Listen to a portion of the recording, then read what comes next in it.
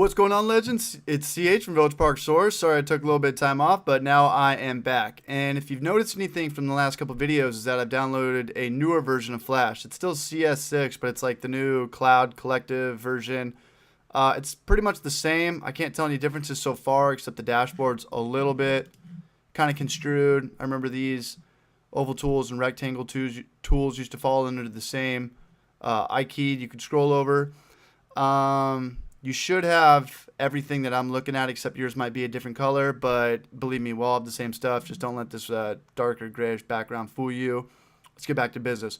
Okay, so we know a little bit about Flash. Well, now let's go ahead and start animating things and putting things in motion. So how do we do that? How do we go ahead and create a shape from one of our line tools or rectangular tools or our oval tools and move it around? We're not going to pull in our media yet. We're going to do that in a couple of videos down the road when we go ahead and create our eye-catching Flash banner. So what I want to do is I want to go ahead and show you the difference between a shape and a symbol. So let's go ahead and create a shape. Just grab any one of these rectangular tools.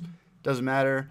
Have your stroke color be any color. I'm going to take this kind of maroon burgundy. The stroke is the outside, kind of like the borderline, and the fill is what we have inside of it. So let's go ahead and create a shape. So just like that. All right, so how do we know this is a shape? Well, for one, for symbols, there's way more. We don't have a symbol yet. There's way more things that show up. Just right now, we're looking at basic rectangle options, fill and stroke, just something you'd kind of see in like a Photoshop or paintbrush application. You can bring in the stroke is, what was it at, 2 pixels?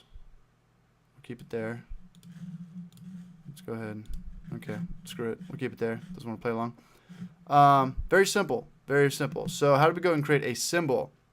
Well, let's go ahead and create like another shape, the same exact shape, or a different shape. I'll use the oval tool. I'll change up the color just so we can distinguish it a little bit better. I'm going to give it this nasty looking kind of, actually that's pretty cool. It's like gecko looking color. Then we'll give it like a sky blue on the outside.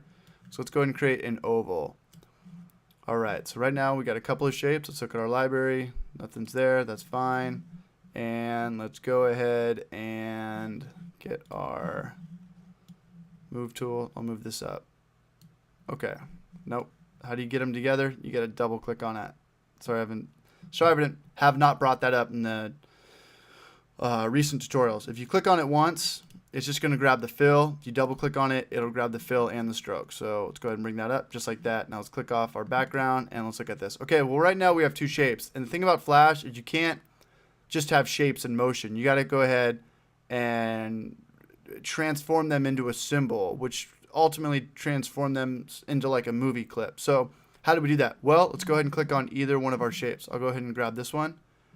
And let's go ahead and click modify. Depending on the different version of Flash you have, you might be able to click this or right click this. I can't. And click convert to symbol. I've got a keyboard shortcut, F8. Let's see if this works. I don't know why it doesn't work anymore. So I'll just go ahead and do it the old fashioned way.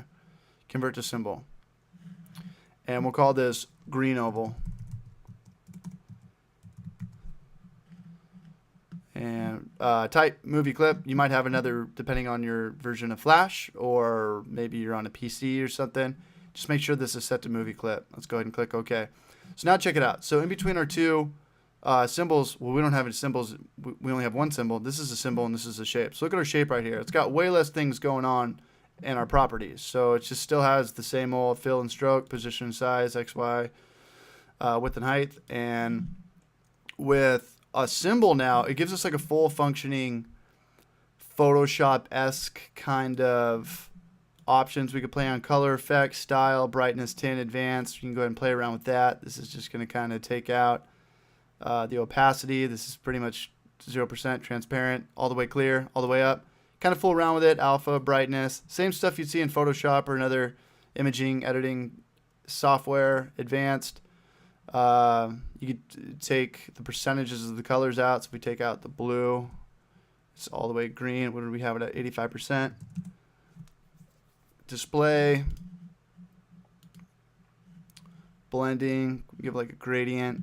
They have the same exact pull out thing in Photoshop overlay. That didn't work. Screen. No, let's go back to normal. Dark darken, normal.